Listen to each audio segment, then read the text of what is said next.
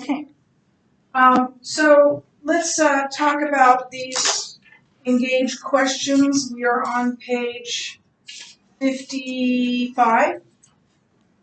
Question number 1 says, how would you respond to a relativist who says there are no such things as absolute morals because our views and behaviors change all the time? Yes? Say that behavior doesn't mean behavior doesn't mean that Right. And none of us totally lives up to our values, right? We behave in ways that are contrary to our values. So changing behaviors don't change the standard. We may act against the standard, but that doesn't negate the standard. So if you go out here on Fort Brook Road and you're driving, what's the speed limit? Don't answer this. Anybody ever gone faster? Right? Does that change the speed limit? Does the fact that maybe most mornings I'm going 50? Does that change the speed limit? Does that change the standard? That's exactly what the cops don't tell me. How would you respond to a relativist who says morality is relative because people's historical and cultural perceptions have changed throughout time?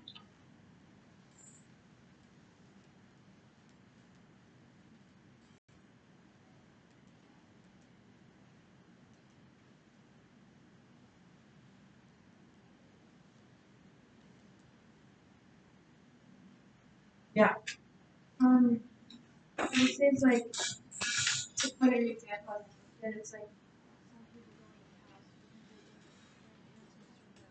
don't have, but it doesn't mean that we're doing it wrong. Well, I lost my trail.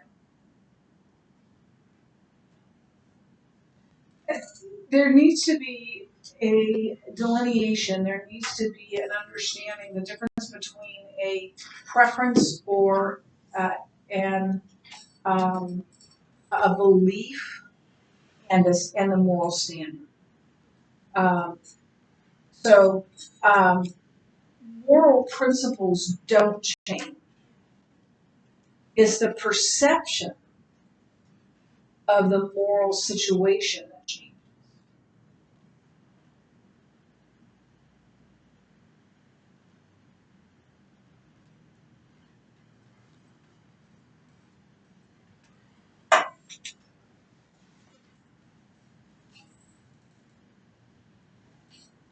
So think about slavery in the United States. Did the fact that United States citizens owned slaves, mistreated slaves, did that change the moral standard? No, it just meant that the United States was going against the moral standard. It's always been wrong. How people behave doesn't make something right or wrong. It didn't just become, slavery didn't become wrong in the 19th century. It always has been. Now, you might say, well, what about the Bible? So, and I don't think we've talked about this yet, but we will if we haven't. The Bible doesn't uphold or agree with everything that it reports. Just because something is reported in the Bible doesn't mean that God is giving a stamp to. And in the case of slavery in the Bible, it was fundamentally different than slavery in the United States. I'm not saying it was never abused, just like there are some employers that are abusive, right? But not all employers are abusive. So slavery in the Bible, people were voluntarily enslaved.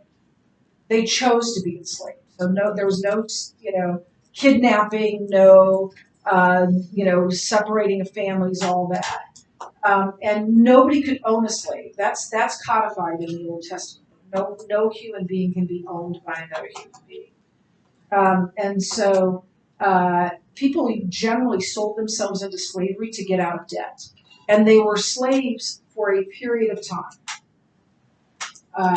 And then they would get themselves, they'd get the money they need and they would get themselves out of slavery.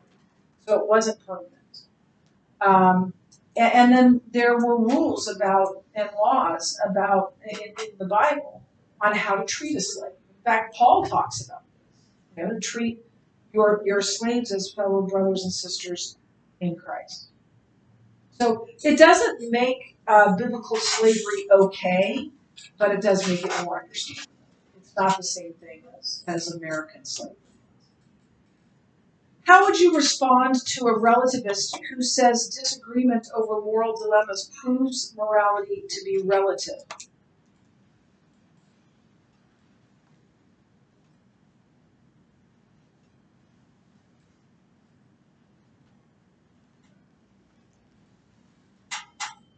Yeah. Maybe I don't know if this is right. Sure, go But is on. it just that, like, if you disagree, then you know that it's wrong? So it's like basically a moral law, which like proves it to be relative, you know that it's wrong. Yeah, just the argument shows that there's a right and wrong, that there's a moral law, right? We might not know what's right or what's wrong. We might not agree with what's right or what's wrong. But just the fact that we have this argument shows that there is such a thing as the moral law. So even knowing what that the right decision or what the right decision is tacit. Ooh, that's good because that's your word of however long it is. As soon as I hang it up. So the quandary itself, like, is this moral, implies the moral law. If there were no moral law, then any answer could do. Any answer to any ethical quandary would be fine because there's no right and wrong. But we do debate these things, and if they're right or wrong. And so we're admitting the moral law as part of that, even while we're disagreeing. Number 4.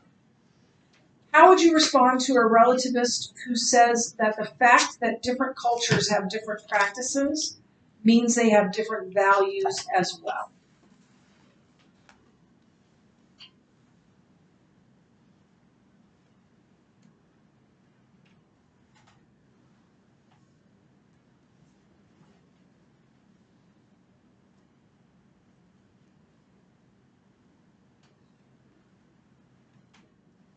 Yeah. And have different values, but that doesn't, right? Just because that's what they believe, it's kind of like an opinion. Yeah. So do values or no, that's what I want. Do our accepted forms of behavior, do they change? Think about, anybody ever seen Little House on the Prairie, like on MeTV late at night or something? Right? How did women dress back in those times? From here, right, down to everything was covered. Everything, and usually with a bonnet on top, right? Is that how women dress today? No.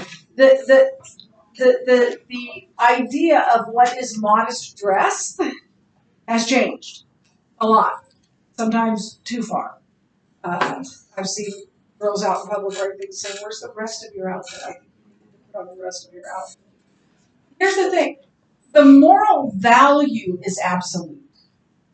The moral value is absolute.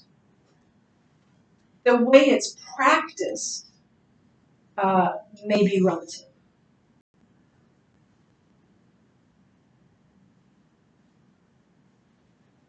So when I go to Zambia, the first time I went to Zambia, well, first let's do this. Let's say we're meeting for the first time, and I say, "Hi, I'm Mrs. Keyser," and what are you going to do when you greet? Say hello. You're going to say hello, and then I'm going to go like this, or shake hands, and that's not going to freak you out, because that's just a normal greeting, right? Now, if the first time I meet you, I come up and I grab you and I give you a kiss on each cheek, a little freaky, okay? That's a little freaky, right? So I get off the plane in Zambia and I'm meeting these people and they're now my dear friends. So I wouldn't think anything of it. But they're kissing me on each cheek, right? And I'm like, okay, so we're kissing. You know, like, that's it. See, here's the thing: the way it's practiced differs, but the moral behind it, the understanding behind it, that we treat people with respect, that we welcome people. We don't just say, "Meh." We welcome people.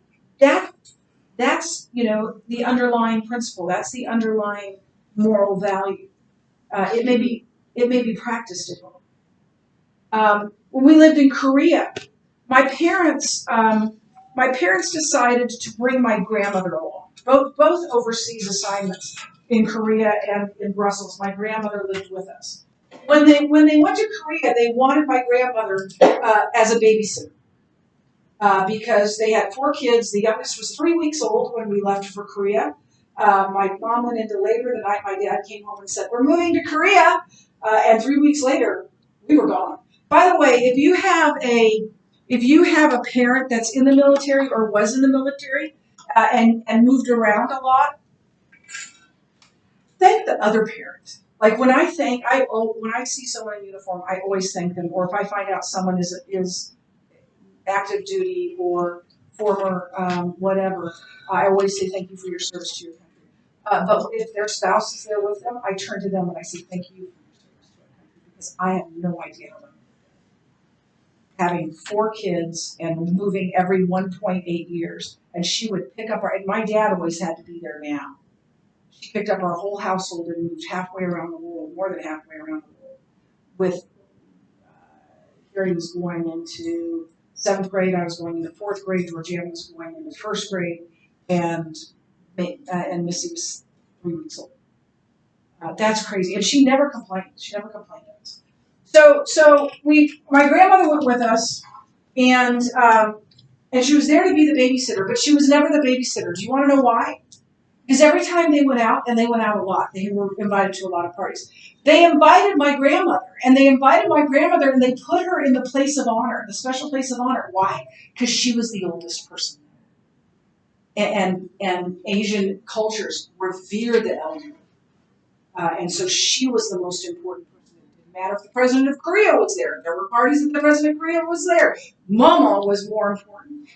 See, the way we practice it is different, but the understanding that we need to take care of the weakest among us, that we need to honor those who are elderly, that we need to take care of those people, that's the underlying moral principle. It may look different in different places, but the moral principle remains the same. Okay, one more question. Hopefully the bell doesn't ring before we finish this. How would you respond to a relativist who says moral disagreements or differences of opinion, like abortion, prove morality to be relative? I'm just going to answer this one for you. In most cases of severe disagreement, things like the death penalty, abortion, those such things, each side takes an absolute position. That this side is absolutely right and that side is absolutely wrong. What does that predispose? What does that say is true? That there is a moral law. It assumes the moral law. Even the argument assumes that there's a moral law. Okay, that's it.